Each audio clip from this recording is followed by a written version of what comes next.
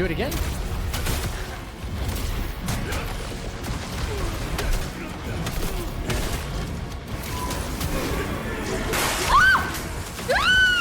Look at all that damage. What's going on YouTube? It is Zach the Ripper back with another First Berserker Khazan build. This unholy abomination you see right here. My name is Jeff.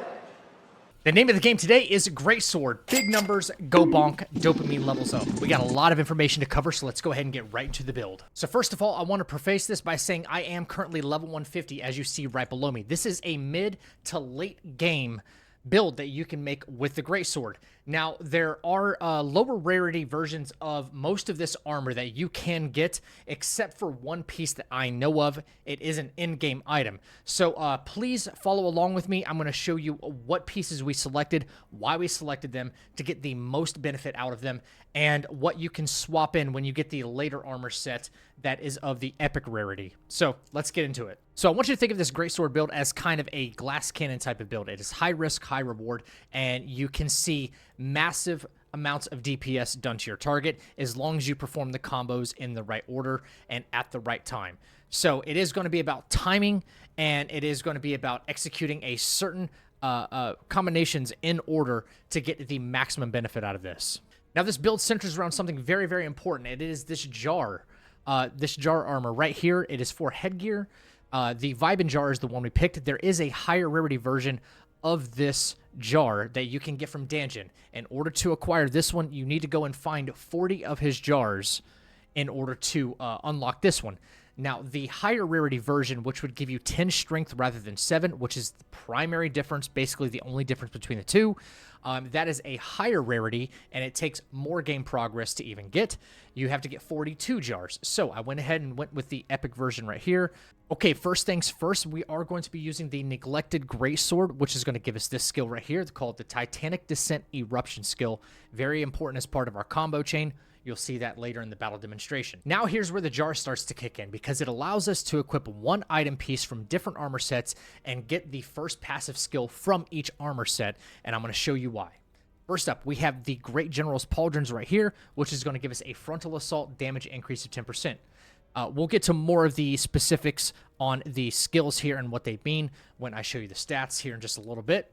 Up next, we chose the Fallen Lord's Gauntlet for charge attack damage increase 10%. After that, we have the Crushed Dreams Legging for confront damage increase of also 10%. And last but not least, here in the armor, we have the Devourer's Shoes. Now, this is a later game item. I will show you something you can supplement out in just a second, but this one gives us the confront damage increase, okay? This is more important, which is why you want to swap this out later on. But as an alternative here, you can go with the Beast Slayer Shoes, which you can craft very early on in the game, which will also give you a frontal assault damage increase of 10%, just like another armor piece as well. We want as little of the frontal assault damage increase as possible because you're not always hitting your target from the front. Confront actually gives us a way to still get that 10% in without having to hit our target always from the front, and it can make a big difference in battle.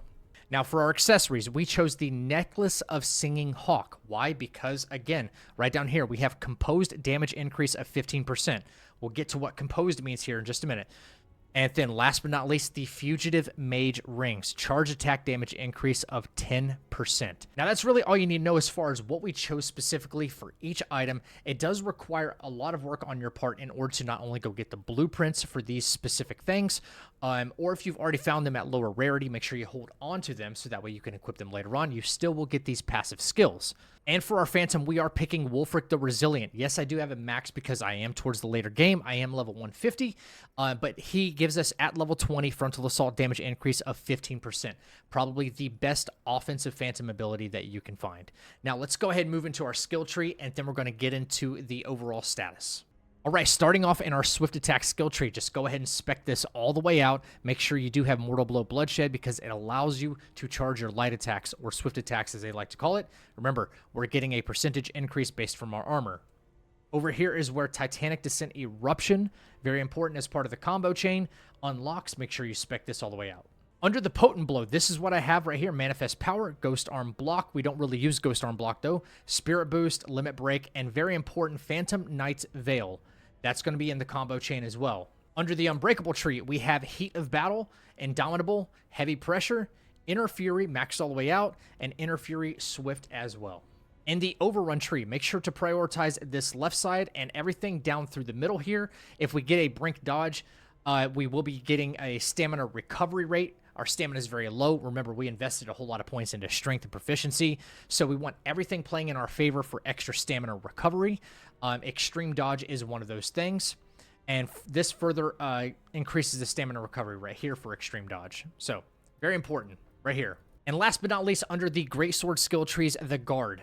Guard is very, very important no matter how you play this game. So we have an Avenger unlocked. We have a defense stamina. Remember, we want to cut down on as much stamina consumption as possible because we're not spec'd up. But this is one of the most important ones right here called Defense Spirit. When you get a Brink Guard, you are getting extra spirit back, which is what we want. All this combo chain that we're going to be doing is going to require spirit points. So that is very, very important to try to spec out.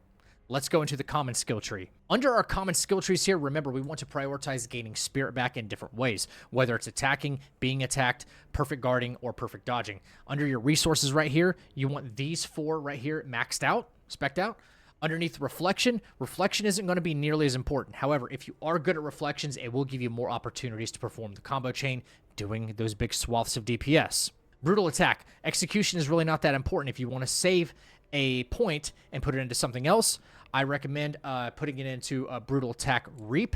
That way we recover health from a brutal attack head on. So we get a health recovery, plus we get those extra 10% buffs when doing frontal assaults. Okay? Very important for that extra buff. Javelin is not nearly as important. The most important thing that this build will center around, besides the combo chaining, is this right here. The Nikiri counters, okay? This is the opportunity you want to wait for, time, and as soon as you get a Nikiri counter and your enemy is exhausted, that's when you go all in with the combo chain. We're going to show you in the battle demonstration. So that's going to do it for the skill trees. Let's go ahead and move into my overall stats and explain a couple of things there.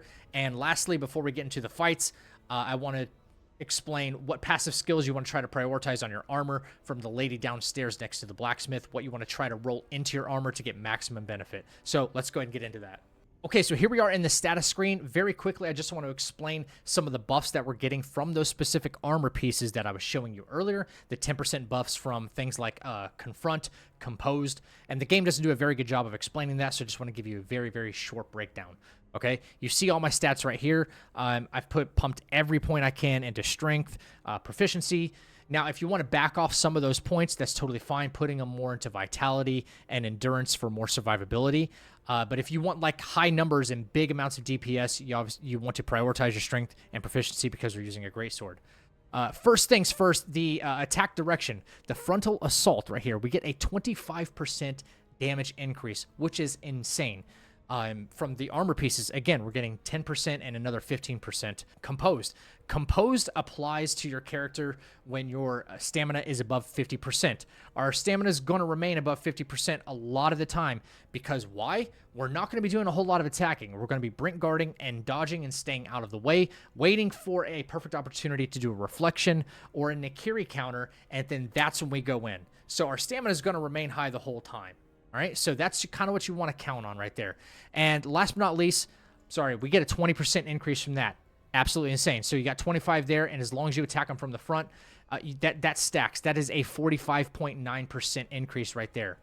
And last but not least here, we have the Confront damage increase. Confront is a status that applies to your character when you're only fighting one enemy at a time.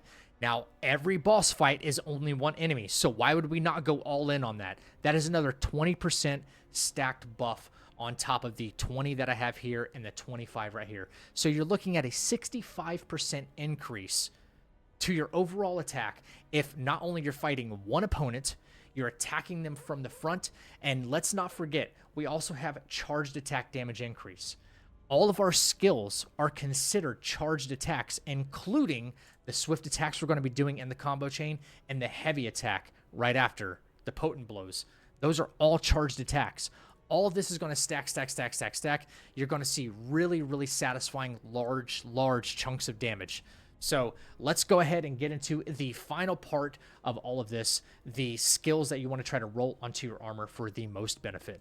Okay, really quick, let's talk about the attributes you want to try to roll into your gear. Now, we know this game relies heavily on RNG, not just with the attribute that you get, but the value of the attribute you get. So, I've got some pretty lucky rolls, and I've had some very unlucky rolls, but this is what we're using right now. On the Neglected Greatsword, I do have things that improve damage.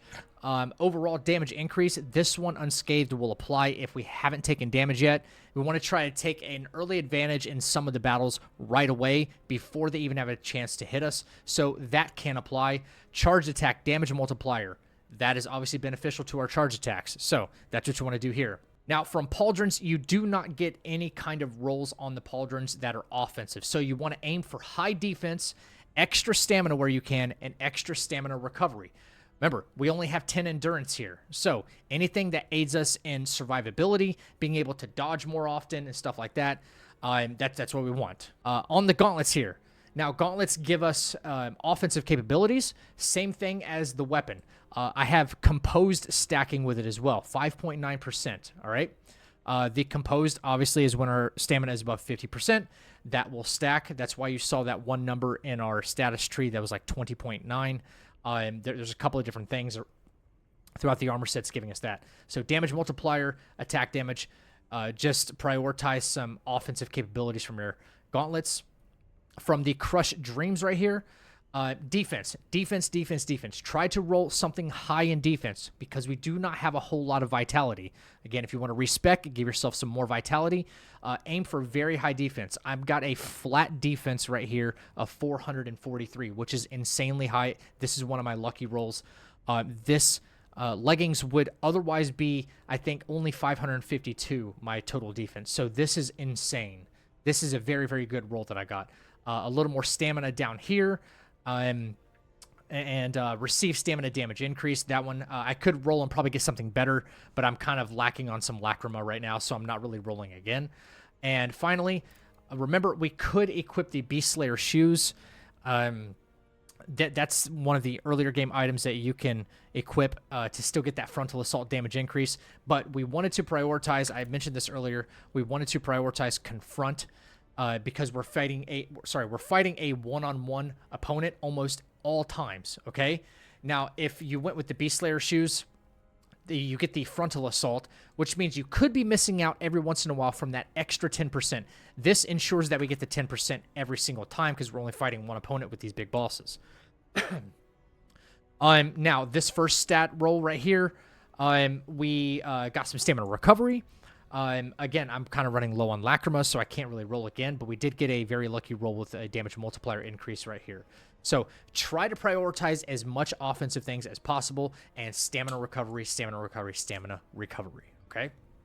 Especially considering we are running Wulfric the Resilient. For all this offense, we don't have Keshta. For our accessories here, this Fugitive Mage Ring, all right, we have a damage increase right here. Everything offensive as much as possible. This middle attribute roll right here is a flat defensive buff right here. This one doesn't roll into anything offensively. We got more attack. Composed. Again, composed. As long as stamina is above 50%. So we're getting extra 53 attack when we're in battle. Very good, very good. And last but not least, our necklace. More attack damage, more frontal assault, damage multiplier, whatever you can do offensively. And this one doesn't roll into an offensive stat. This one rolls into more stamina or something like that. I prioritize some stamina. So now you kind of see what you want to aim for. And obviously we get a fixed attribute of 100. So if you have this at epic rarity, this is very, very good. That extra stamina really, really helps. Now that'll do it for our entire build. Let's go ahead and get into the battle demonstration. And I want to show you the order of operations in order to chain this combo and use all these skills to get max DPS, and it's really, really fun. Now, spoiler alert, in this video, I will be putting the final boss fight here. So if you haven't reached the final boss fight, it'll be the second fight in the battle demonstration of this video.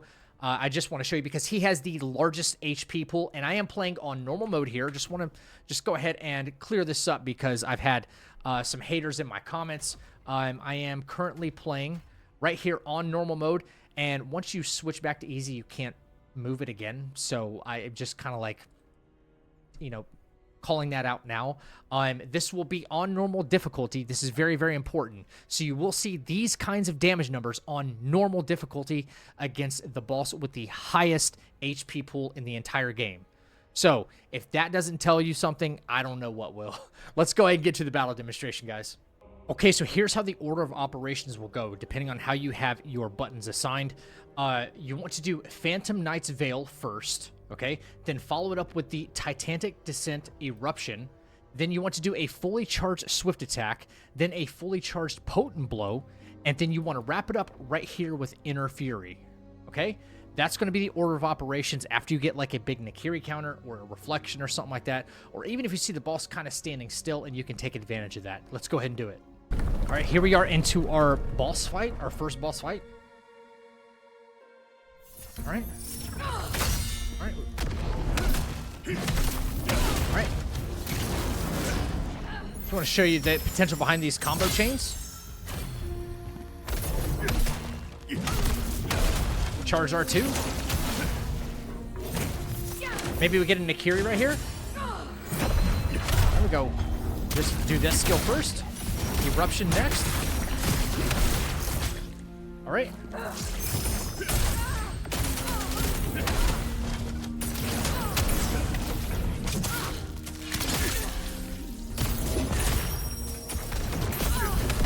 That's all of phase 1 right there. Absolutely insane damage.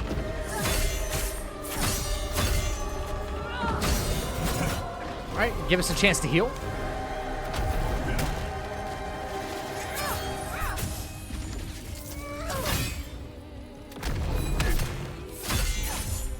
Big numbers, though. You can go bonk for a while.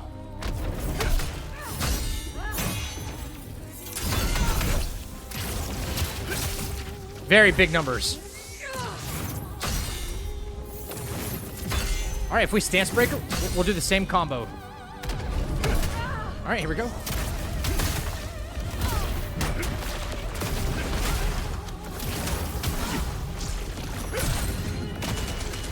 Just eating away at her.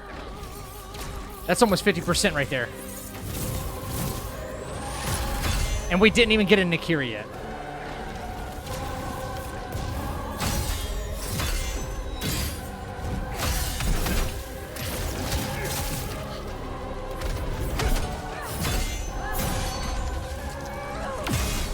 All right, even with only 10 vitality, look at the survivability we've got.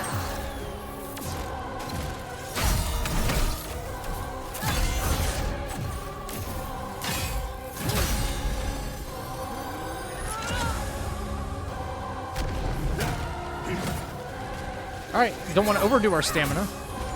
Make sure we stay full on it, right? Make sure we stay full. You can do a lot of backing up here. Here we go. Oh, wow, she got us. Okay, okay. We're fine, we're fine. All right, she's about to be stance broken again. All right, so we can move in on her.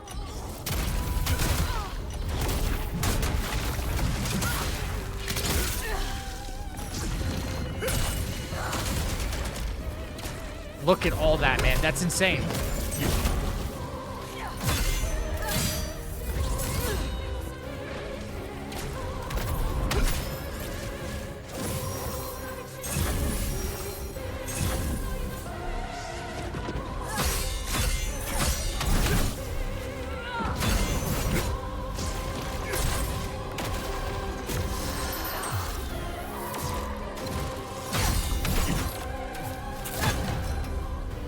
I tell you what, these are huge numbers. Huge numbers. Let's go ahead and get to the next fight. Okay, guys, here is your final warning for a potential spoiler. This is the last boss of the entire game, and I just want to show you that even on the boss with the largest health pool, what kind of damage it can do to him, and we can take advantage from the fight from the very, very beginning. So let's get into it. We want Phantom first, then our next skill, then our next one. Charged. Start pressing him again.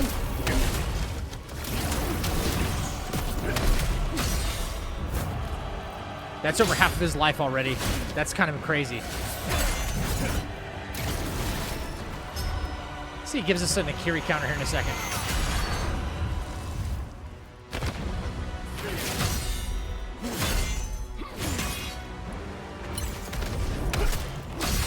All right.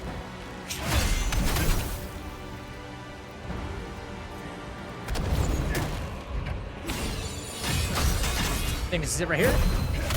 Beautiful. 1, 2, 3. That's all of phase 1 right there, man. Absolute cheese.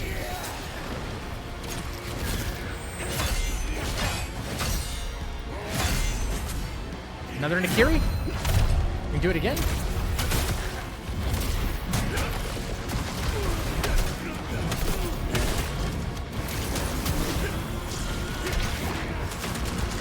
Look at all that damage. Are you kidding me right now? We just started. We just started, guys.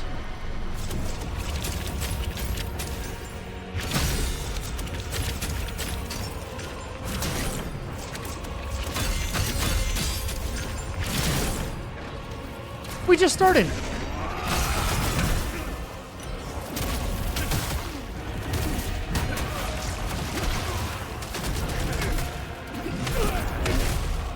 That's it. It's GG's. It's GG's. I didn't pump 1 point into my vitality, not 1 point into endurance, nothing. The proof's in the pudding right there. Guys, if you enjoyed the video, make sure to subscribe to the channel, hit like on the video so I stay in your algorithm. If you are a dual blade wielder, please go ahead and check the thumbnail right above you. I have a fire dual blade build that absolutely shreds in this game, and I'm coming out with a spear build very, very soon. Until next time, guys, stay happy, stay healthy, and stay freaking deadly. I'll catch you in the next video.